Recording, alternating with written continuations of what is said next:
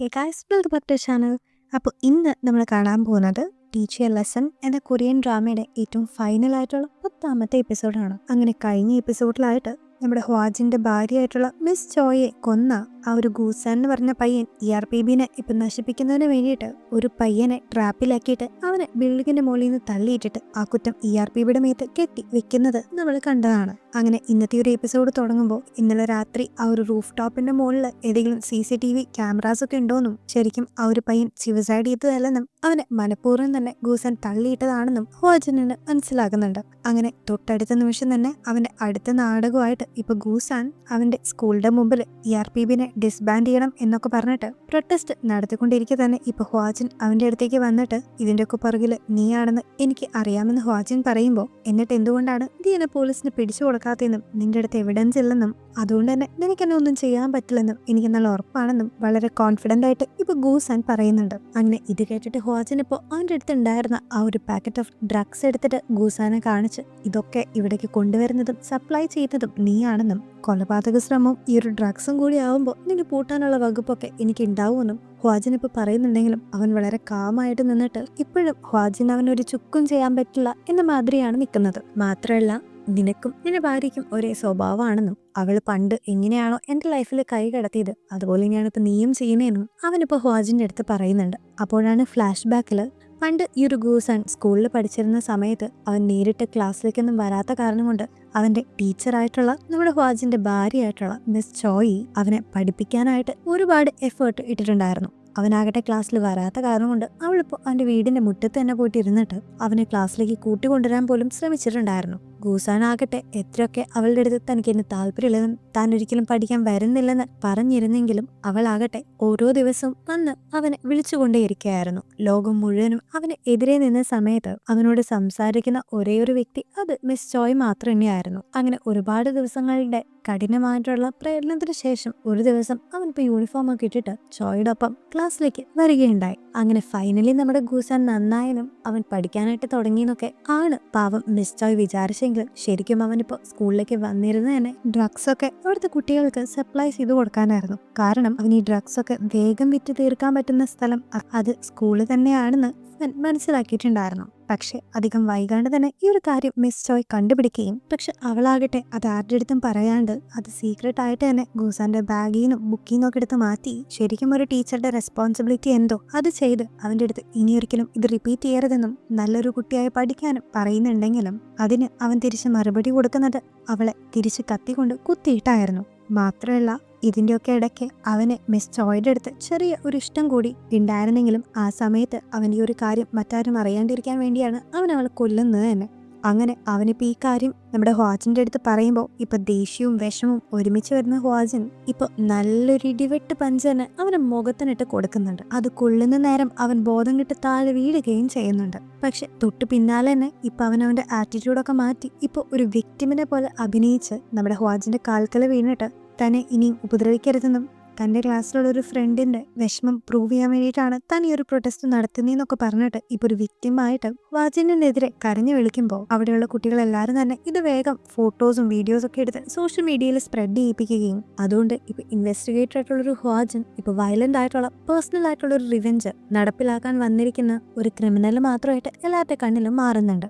ഇതുകൊണ്ടൊക്കെ തന്നെ ഇപ്പൊ നമ്മുടെ മിനിസ്റ്റർക്കും അത്യാവശ്യം നല്ല രീതിയിൽ തന്നെ ബ്ലെയിമിങ്ങും പ്രഷറും കിട്ടുന്നുണ്ടായിരുന്നു. മാത്രമല്ല ഇതിലിപ്പോ പ്രതിപക്ഷ നേതാവ് കൂടി ഇടപെട്ടിട്ട് നമ്മുടെ മിനിസ്റ്റർക്കും ERPBയുടെ എതിരായിട്ടും കൂടി സംസാരിക്കുമ്പോൾ ന്യൂസൊക്കെ വലിയ രീതിയിൽ തന്നെ വൈറലാവുകയും ഇപ്പൊ സ്കൂളിൽ പോലും ഈ ഗൂസാന്റെ ഒപ്പം ഒരുപാട് പേര് ചേർന്ന് ERPBയുടെ എതിരെ ഒരൊറ്റ നേരം കൊണ്ട് ഒരൊറ്റ നിമിഷം കൊണ്ട് ഇതുവരെ ERPBനെ സപ്പോർട്ട് ചെയ്ത എല്ലാവരും തന്നെ ഇപ്പൊ ERPBനെ ഒരുമിച്ച് അറ്റാക്ക് ചെയ്യാനായിട്ട് തുടങ്ങിയിരിക്കുകയാണ്. അതുകൊണ്ടൊക്കെ തന്നെ ഇപ്പൊ പ്രസിഡന്റ് തൽക്കാലത്തേക്ക് ടെമ്പററി ആയിട്ട് ERPBയുടെ ഷട്ട് ഡൗൺ ചെയ്തിട്ട് ആ ഒരു സൂസൈഡ് ചെയ്ത ശരിക്കും ഗൂസാൻ മുകളിൽ നിന്ന് തള്ളിയിട്ട ആ ഒരു കുട്ടിയുടെ കേസ് തെളിയുന്നത് വരെ ERPB പ്രവർത്തിക്കേണ്ടെന്നും പ്രസിഡന്റ് ഇപ്പൊ പറയുന്നുണ്ട്. ഇതിനേരം തന്നെ എല്ലാരും ഇപ്പൊ ERPBനെ പിരിച്ചുവിട്ട ആ ഒരു വാർത്ത അറിഞ്ഞുകൊണ്ടിരിക്കെ തന്നെ ഈ ഗൂസാനാകട്ടെ അവന്റെ കുറച്ച് ഫ്രണ്ട്സിനൊക്കെ കൂട്ടിയിട്ട് സ്കൂളിൽ ഒരു അബാൻഡൻഡ് ആയിട്ടുള്ള ഒരു ക്ലാസ് റൂമിൽ വെച്ചിട്ട് ഈ ഡ്രഗ്സിനെയൊക്കെ പൊതിഞ്ഞ് സപ്ലൈ ചെയ്യാനായിട്ട് ഒരുങ്ങാണ്.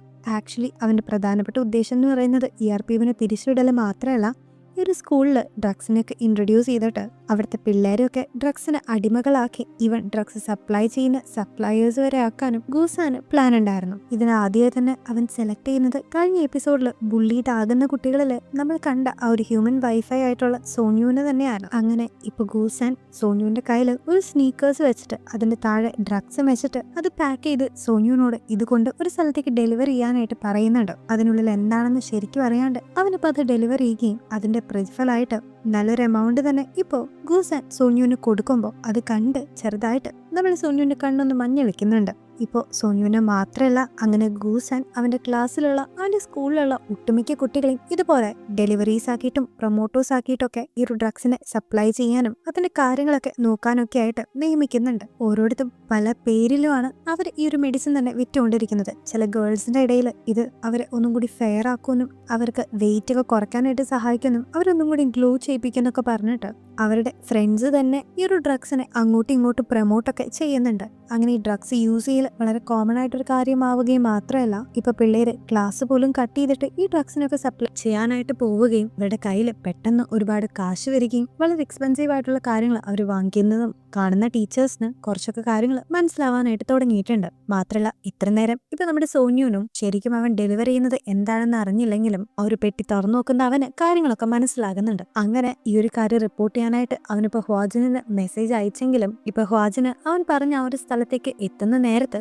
തനിക്ക് പെട്ടെന്ന് വേറെ എങ്ങോട്ടോ പോകേണ്ട ഒരു ആവശ്യം വന്നു എന്ന് പറഞ്ഞിട്ട് സോന്യു ഇപ്പൊ അവന് മെസ്സേജ് അയക്കുന്നുണ്ട്. നോക്കുമ്പോ സോന്യു ഇങ്ങനെ തങ്ങളെ ചതിക്കാനാണ് പോകുന്നതെന്നും അവൻ ERPBക്ക് തങ്ങളെ ഒറ്റ കൊടുക്കാൻ പോവാണെന്നും മനസ്സിലാക്കുന്ന ഗൂസനും അവന്റെ ഗാങ്ങും കൂട്ടിയിട്ട് പവൻ സോന്യുവിനെ ഇപ്പൊ പിടിച്ച് വെച്ചിരിക്കുകയാണ്. ഇതേ നേരം തന്നെ ഈ ഒരു സ്റ്റുഡൻസ് കബേർഡിന്റെ മറവിലും ഫ്ലഷ് ടാങ്കിന്റെ അകത്തൊക്കെ വെച്ചിരിക്കുന്ന ഡ്രഗില് ഒരെണ്ണം ഇതിന് മുമ്പത്തെ ഒരു എപ്പിസോഡിൽ നമ്മൾ കണ്ട ഒരു ടീച്ചർ കൈയോടെ കണ്ടുപിടിക്കുന്നുണ്ട്. അങ്ങനെ ഈ ഒരു കാര്യം അവളിപ്പോ നേരെ പോയിട്ട് ERPBയോട് പറയാനായിട്ട് അവിടെ നിന്ന് ഇറങ്ങുമ്പോഴേക്കും ഇപ്പൊ ഒരു ബ്ലാക്ക് വാനിൽ കുറച്ച് ആൾക്കാർ വന്ന് അവളെ അവിടെ നിന്ന് തട്ടിക്കൊണ്ട് പോവാണ്. അങ്ങനെ അവള് ഡേഞ്ചറിലാണെന്ന് നമ്മളെല്ലാരും വിചാരിച്ചെങ്കിലും ശരിക്കും അത് ERPBയുടെ തന്നെ വളരെ സീക്രട്ട് ആയിട്ടുള്ള ഒരു ലൊക്കേഷൻ ആയിരുന്നു. അവിടെ ഗൂസാന്റെ ഫോട്ടോയും അതുപോലെ ഗൂസാനുമായിട്ട് ബന്ധപ്പെട്ട ഈ ഒരു ഡ്രഗ്സ് വിൽക്കുന്ന എല്ലാവരുടെയും പേരുകളും ഫോട്ടോയും എല്ലാ കാര്യങ്ങളും അടങ്ങിയിട്ടുണ്ടായിരുന്നു. അപ്പോഴാണ് നമ്മൾ ഇത്ര നേരം കണ്ടുകൊണ്ടിരുന്നത്, അതായത് ഹ്വാജിനിപ്പോ ഗൂസാന്റെ അടുത്ത് പോയിട്ട് അവനടിച്ച് താഴെ ഇടുന്നതൊക്കെ ശരിക്കും ഇവർ ഇതിനു മുമ്പേ തന്നെ പ്ലാൻ ചെയ്ത് വെച്ചിരുന്ന ഒരു ഡ്രാമയാണെന്നും, കാരണം ഗൂസാനെ കൈയോടെ പിടിക്കണമെങ്കിൽ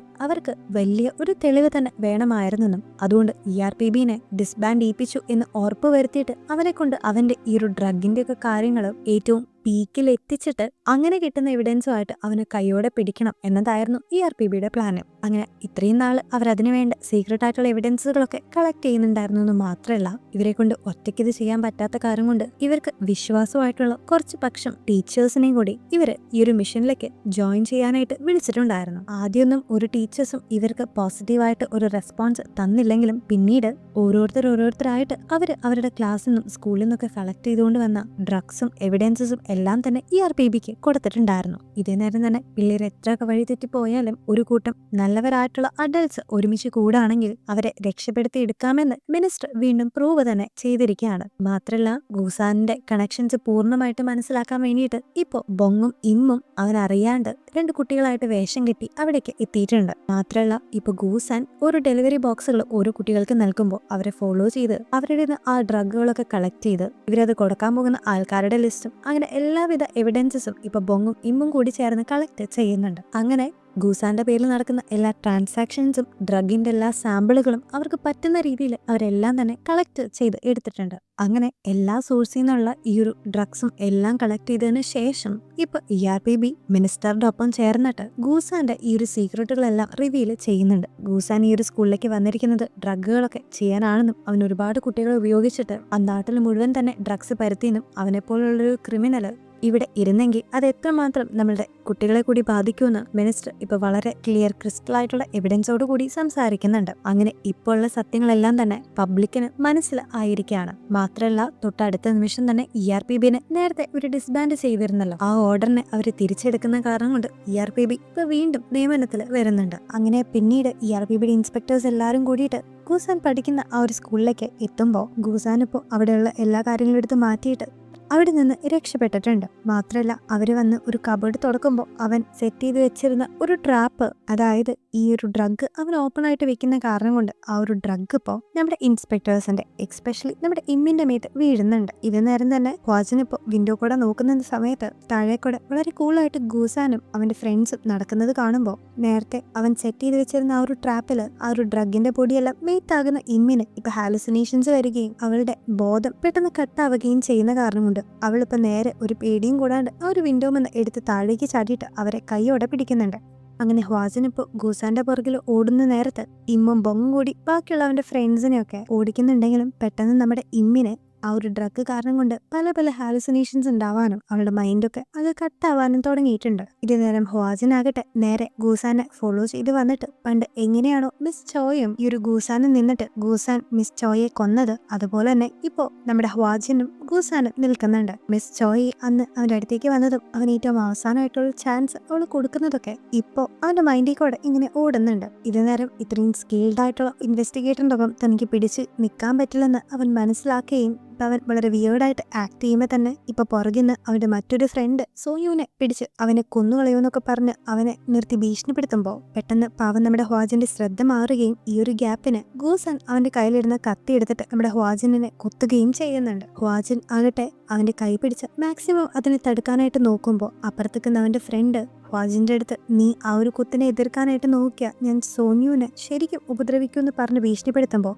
സോന്യുവിനെ വേണ്ടിയിട്ട് ഇപ്പോൾ നമ്മുടെ ഹ്വാജിൻ സ്വയം സാക്രിഫൈസ് ചെയ്തുകൊണ്ട് അവന്റെ കൈയെടുത്ത് ഗൂസാനെ തന്നെ കുത്താനായിട്ട് അനുവദിക്കുകയാണ്. അങ്ങനെ ഇപ്പൊ അവൻ നമ്മുടെ ഹ്വാജിനെ കുറെ പ്രാവശ്യം കുത്തി അവനെ അവശനാക്കുന്ന സമയത്താണ് ഇപ്പൊ അവിടേക്ക് ബോധവതിയായിട്ടുള്ള ഇമ്മ ഓടിയെത്തിയിട്ട് അവനെ അടിച്ച് താഴെ ഇടുന്നത്. അങ്ങനെ ഈ ഒരു ഗ്യാപ്പിന് ഇപ്പൊ ഹ്വാജിൻ എഴുന്നേറ്റ് ബ്ലീഡ് ചെയ്യുന്ന ആ ഒരു ബോഡി വെച്ചിട്ട് തന്നെ ഗൂസാനുമായിട്ട് അത്യാവശ്യം നല്ലൊരു ഫൈറ്റിൽ തന്നെ ഏർപ്പെടുന്നുണ്ട്. മാത്രമല്ല ഇനി താൻ നിനക്കൊരു ചാൻസ് തരില്ലെന്നും അങ്ങനെ ചാൻസ് തരണമെന്നുണ്ടെങ്കിൽ അത് അർഹതപ്പെട്ടവർക്ക് മാത്രമേ കൊടുക്കാൻ പാടുള്ളൂ എന്ന് ഹ്വാജിൻ ഇപ്പൊ പറയുന്നുണ്ട്. ഇതേ കാര്യം തന്നെയാണ് അന്ന് മിസ് ചോയും അവന്റെ അടുത്ത് പറഞ്ഞെന്ന് അവനിപ്പോ ഓർമ്മ വരുന്നുണ്ട്. അങ്ങനെ ഈ ഒരു കാര്യം അവനിപ്പോ ഹ്വാജിന്റെ അടുത്ത് പറഞ്ഞിട്ട് തന്നെ കൊല്ലാനായിട്ട് ഹ്വാജിന്റെ അടുത്ത് ആവശ്യപ്പെടുമ്പോൾ നല്ല രീതിയിൽ തന്നെ ദേഷ്യം വരുന്നുണ്ടെങ്കിലും അവനിപ്പോ സ്വയം നിയന്ത്രിച്ച് നീ ഇത്ര പെട്ടെന്ന് മരിക്കാൻ പാടില്ലെന്നും നീ ചെയ്ത തെറ്റുകളൊക്കെ ആലോചിച്ച് ഇനിയുള്ള കാലം നീ ജീവിക്കാനും പറഞ്ഞിട്ട് ഹ്വാജിനിപ്പോ അവൻ അവിടെ തന്നെ ഇടുന്നുണ്ട്. ഈ ഒരു സമയത്ത് തന്റെ ഭാര്യ തന്റെ അടുത്ത് വന്ന് സംസാരിക്കുന്ന പോലെ ഹ്വാജിനിപ്പോ ഹാലുസിനേറ്റും ചെയ്യുന്നുണ്ട്. അതിനുശേഷം ഇപ്പൊ പോലീസുകാർ വന്ന് അവർ അറസ്റ്റ് ചെയ്ത് കൊണ്ടുപോവുകയും തന്റെ മരുമകനെ കുത്തിയതിന്റെ പേരിൽ മിനിസ്റ്റർ അവന്റെ അടുത്ത് ചൂടാവുകയും ചെയ്യുന്നുണ്ട്. അങ്ങനെ അതിനുശേഷമുള്ള സീനിൽ